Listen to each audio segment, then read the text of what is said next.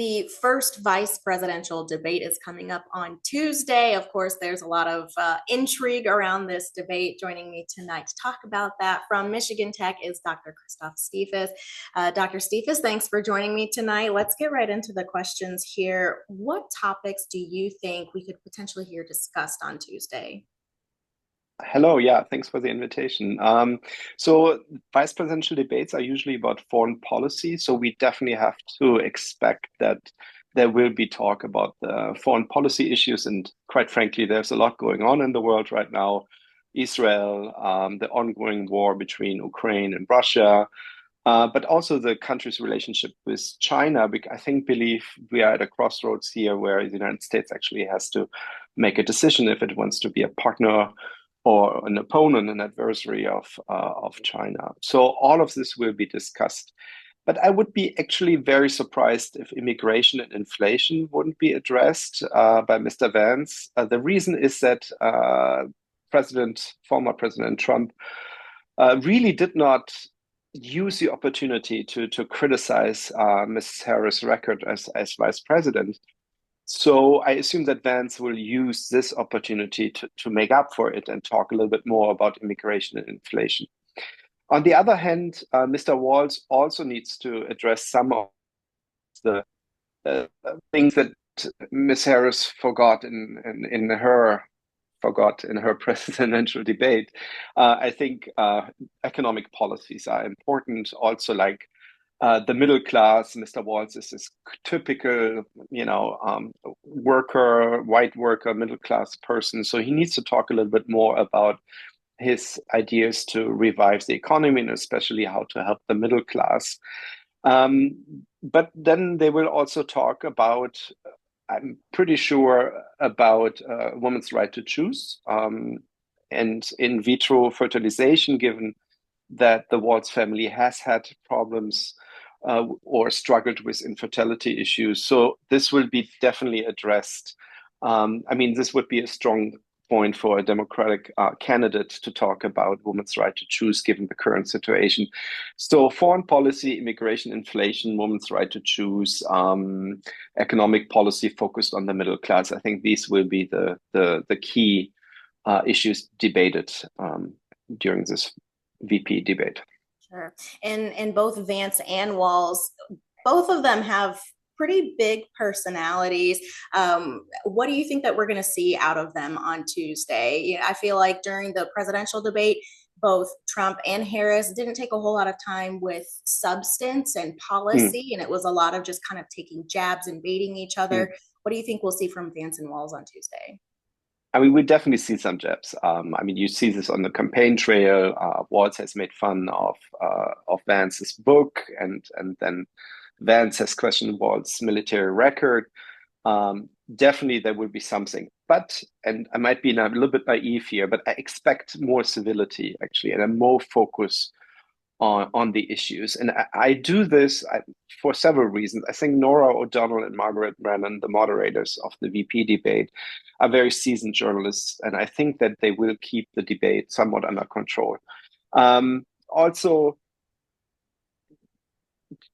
how to put this in a nice way, but Mr. Trump's performance during the presidential debate was somewhat unhinged at times. And I believe that Vance needs to make up for that and actually show moderate voters that the Trump-Vance ticket is actually electable for moderate voters. So he will be a little bit more civil for sure.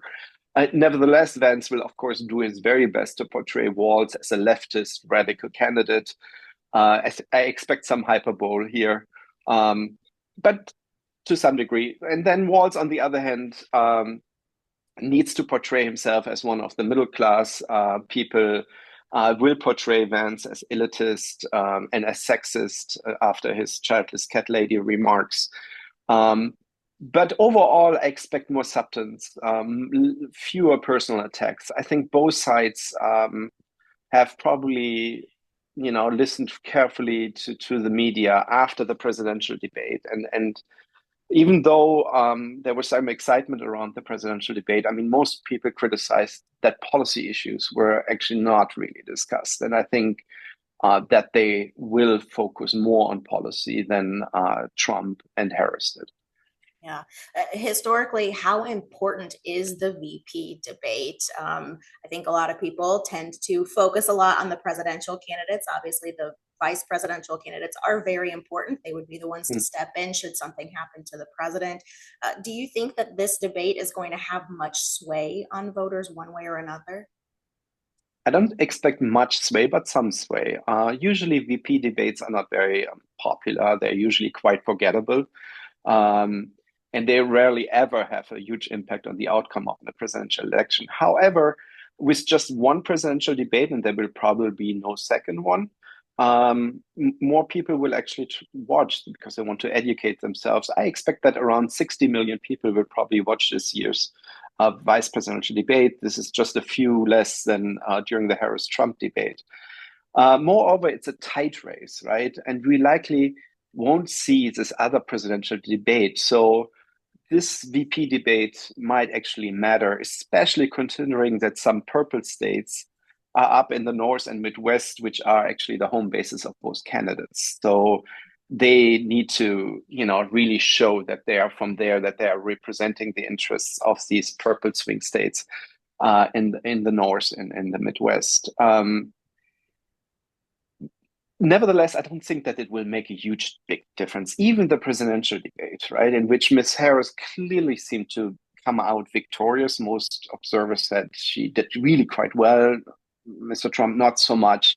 But even though Ms. Harris did so well, it only created a very small and very temporary bump in the polls for Ms. Harris, which has largely vanished. So and then also the vice presidential debate, this one here will be more balanced. I think that no clear winner will emerge here.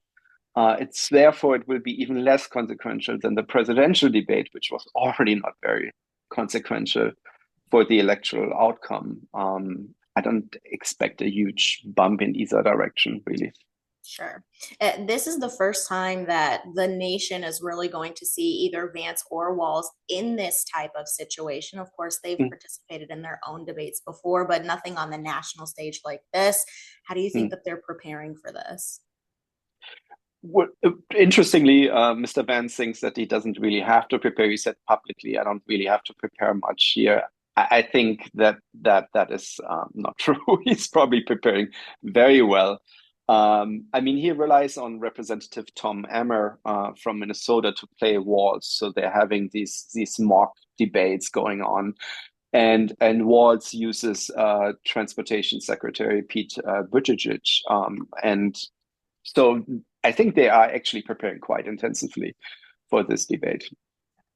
And the final question, as in any debate, in any campaigning, there's always a lot of misinformation or even just statements that require a little more context and nuance than what is given. How can viewers be smart and wise while watching this debate to kind of keep a keen eye out for misinformation and even just, like I said, information that really requires more context? Well, CBS, which hosts the vice presidential debate, will probably have a live fact checker on their website. Maybe other stations do as well. The major newspapers, I mean, the New York Times always has a live fact checker during all these debates. So voters who want to be informed, they can actually go to these websites and inform themselves about. Question, of course, is how many people really do fact check. I think a lot of the hyperbole, the sometimes blatant lies, exaggerations, they only fly because people don't really fact check. And I'm a German citizen, so I can only observe this from the outside. But it is surprising to me how little American voters really care about fact checking. They should do more because it's kind of their democratic duty to do so. Yeah, if you don't mind me asking, just because you kind of had brought that up, as kind of an outsider per se, as someone who was from another country, lived in another country, what's your take on just American politics in general? On one hand, it's a bit weird, frankly speaking. I mean, of course, there's a lot of show, right? It seems to be a lot of show business, Mhm. which I think is fine.